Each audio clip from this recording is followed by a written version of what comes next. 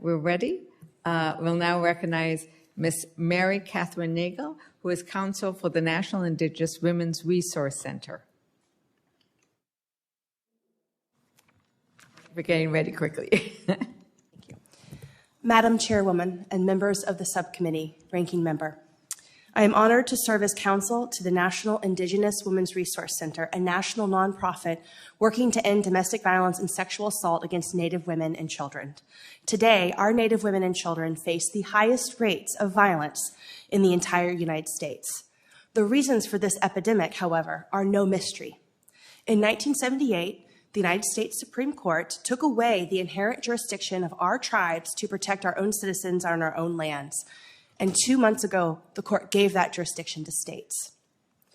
The majority opinion in Castro-Huerta erroneously ignored Congress's passage of VAWA 2022, and the court discarded Congress's considered judgment. The crime underlying the court's decision in Castro-Huerta involved non-Indian abuse against an Indian child on tribal lands, a crime that as of October 1st, 2022, tribal nations will once again be able to prosecute because Congress restored this jurisdiction to tribal nations, not states.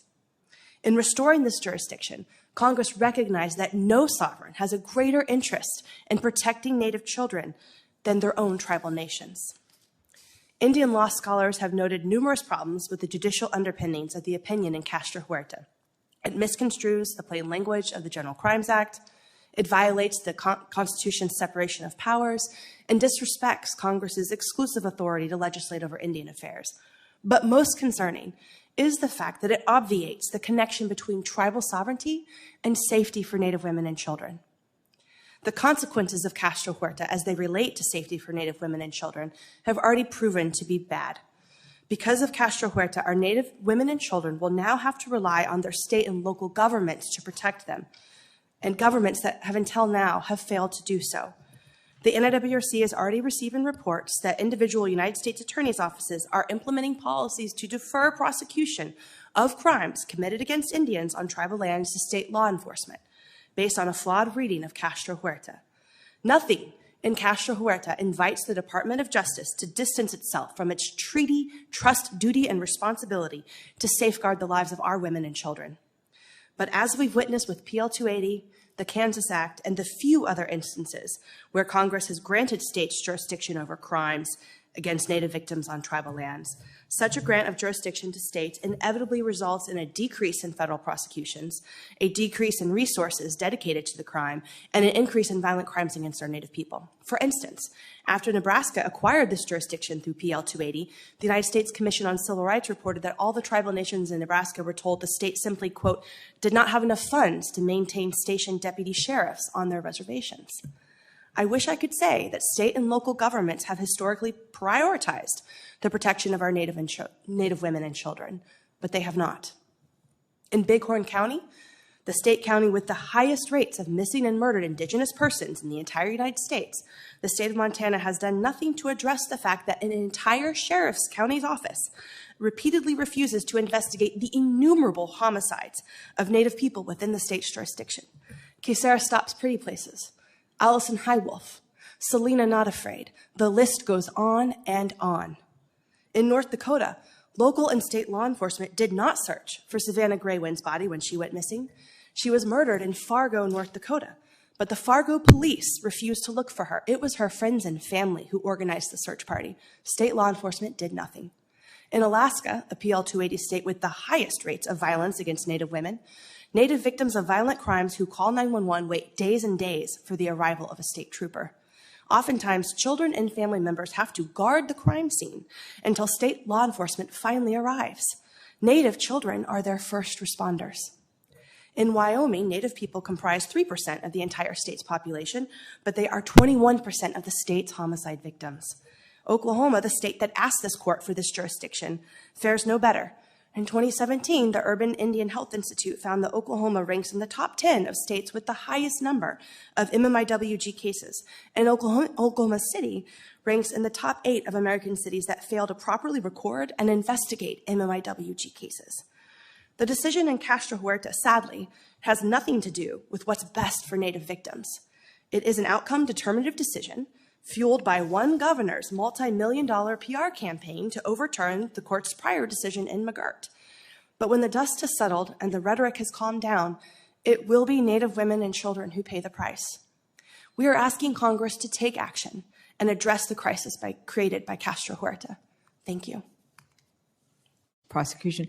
Can you describe how you believe coming up with a congressional response to Castro-Huerta can address the issues that you raised in your testimony? Yes, thank you so much, You're not on but okay, there thanks. We go. So one thing I just want to address very quickly is that the NIWRC and tribal nations have been working to protect Native victims long before July 9th, 2020. Oklahoma's professed commitment to safety for Native victims really began on July 9th, 2020, when they discovered that it would serve their political interest in their attempt to overturn McGirt to say they care about Native victims. In the state of Oklahoma, organizations like Native Americans Against Violence advocated for decades, begged the state of Oklahoma to put Native women on state-recognized committees targeted to addressing domestic violence so that they could have a say in how the state would disperse resources or prosecute cases of violence against Native victims. And the Attorney General and Governor for decades refused to put Native women on those committees. We have numerous examples in Oklahoma of Native victims not receiving justice under state jurisdiction. And at the end of the day, I'm sure individual district attorneys can come up with individual Native victims they've sought out and convinced to say that they're pro-state jurisdiction and anti-tribal jurisdiction. But across all of Indian country, in all of the United States, what the data shows, what we know to be true, is that no one has a stronger interest in protecting Native victims than tribal nations. And when it's left up to the state, sure, you will find instances where one county attorney or district attorney does prosecute that case, but by and large, statistically, our Native victims are left without justice when they're told, go look for justice at the state. I could guess as to the reasons, but I think at the end of the day, and I know Ranking Member asked a question earlier, it is hard to fathom why a state wouldn't prosecute a crime against a Native victim.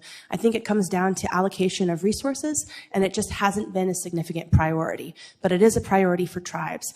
And the public safety crisis post-McGirt was really the fabrication of the failure and refusal of local county sheriffs and attorneys to actually collaborate with attorney generals like Jerry Wisner, who's sitting here from Muskogee Creek Nation, or Sarah Hill at Cherokee Nation.